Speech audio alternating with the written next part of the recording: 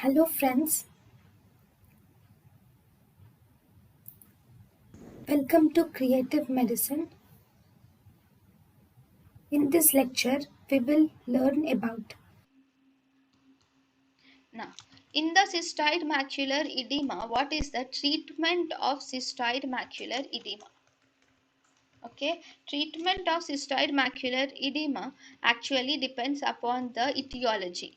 So that means if the cystoid macular edema occurs due to the ischemia, then we should give the patient antivascular endothelial growth factor can be given intravitreally, or we can do a laser photocoagulation can be done if the patient has ischemic causes like diabetic retinopathy or central retinal venous occlusion.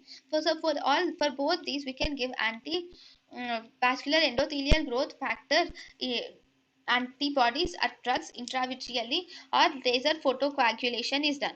Then if the patient has inflammation leading to cystoid macular edema like uveitis or post-operative cystoid macular edema, steroids are given.